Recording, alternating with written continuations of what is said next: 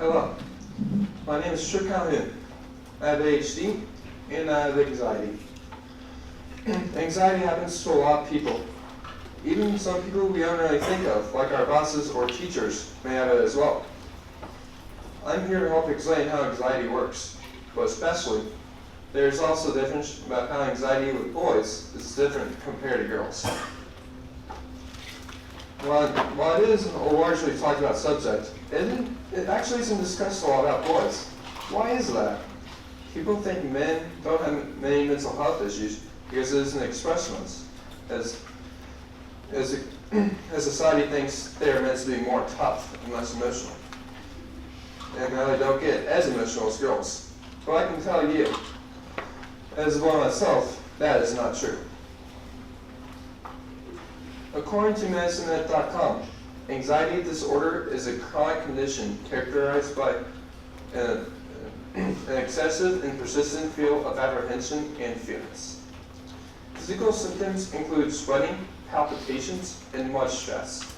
Some things that help are understanding anxiety, avoiding or managing stressful situations, and medications. Some people are worried they'll be accepted for a new job. Some are worried about how great they got on the test. And some worry about their loved ones and if they will be okay.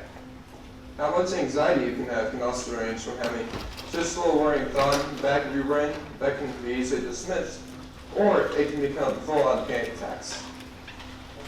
Either way, anxiety is very common in society, happening to 4 million adults in the U.S., evidenced by the Anxiety and Depression Association of America.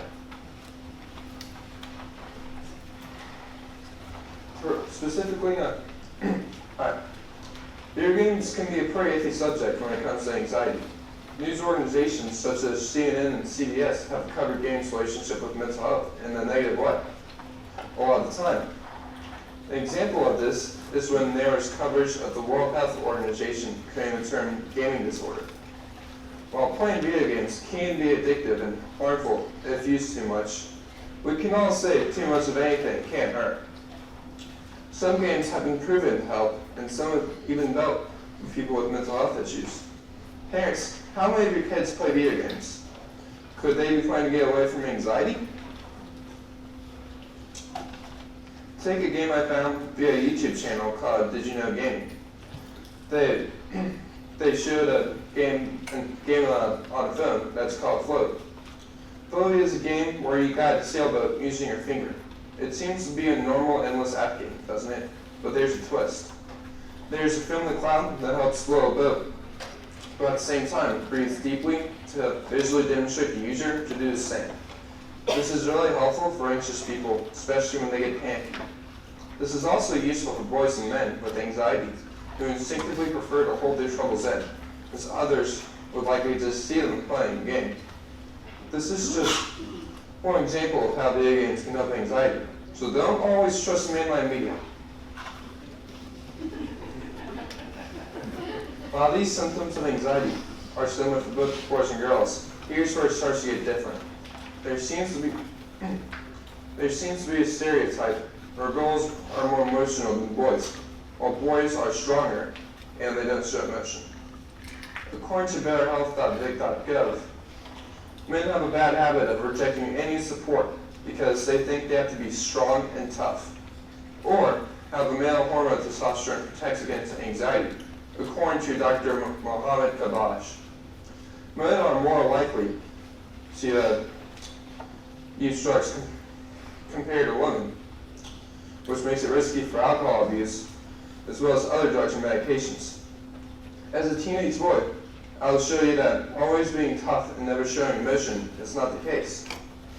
I'm not saying one's anxiety challenges are easier or harder than others. They're both different.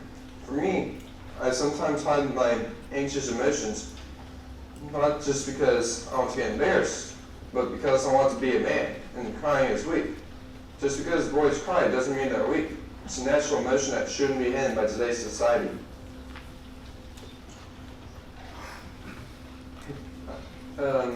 There is much more than just this to anxiety for men. Whether you know it or not, anxiety is directly related to toxic masculinity.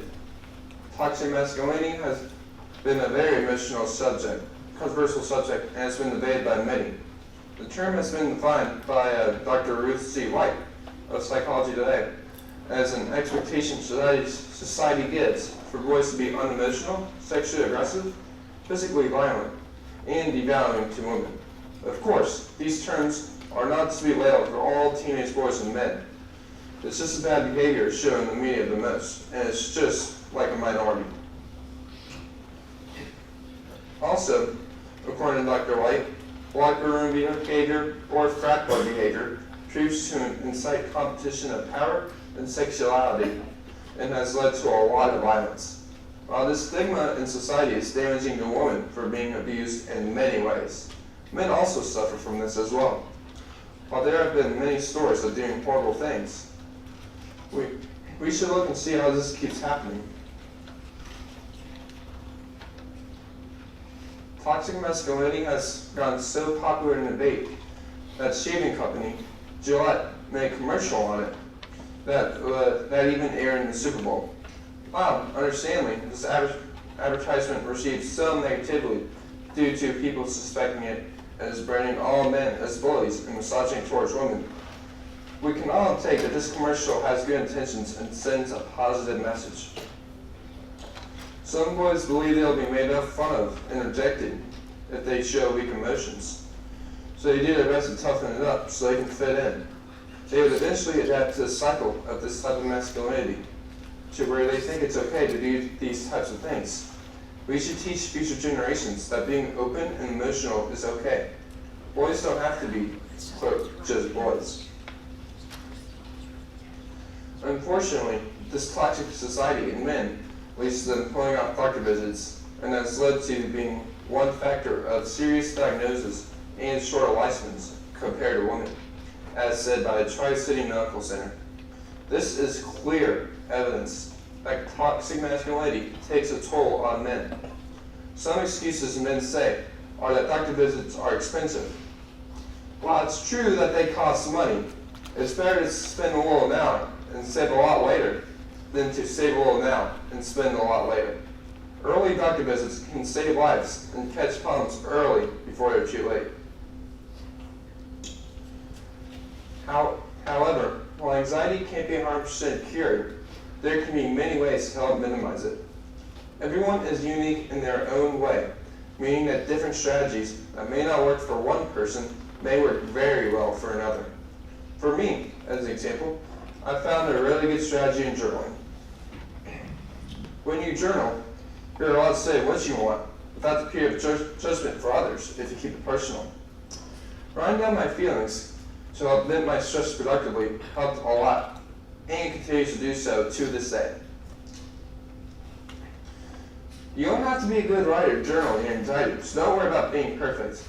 There won't be that one critic who will critique you on every single piece you write in a journal. There are many coping strategies out there for people all around, so look around. It doesn't have to be just journaling.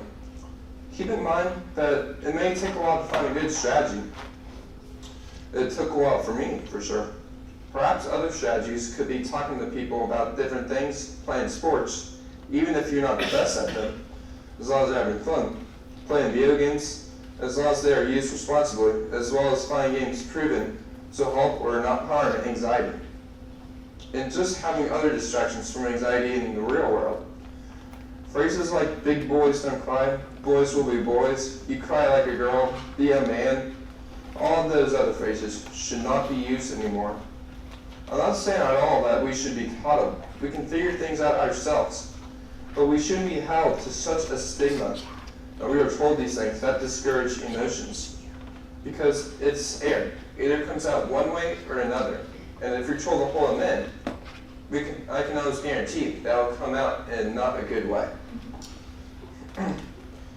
Boys and girls are different in many places, but when it comes to emotions, they should be held almost the same way. If men hold their anxiety in fear of looking weak, like I said earlier, they'll find unproductive ways to get out of it, such as alcohol and drug addiction, as well as anger issues and abuse, according to multiple sources, such as Addiction Center and more. So be open about it. What would the future be like if boys are taught to hold each other accountable? That it's okay to show emotions. Would there be less toxic masculinity? Would marriages be happier? Would there be more loving, dedicated fathers? I want people to do out of this room to teach boys how to effectively vent their anxiety and stress. If they learn how to use their emotions in the right way, then they won't take their emotions out on others in a bad way, kind of like abuse, whether this is in the short term or the long term. I want to see what happens if we can do this. It might start small, but things can gradually change. Thank you.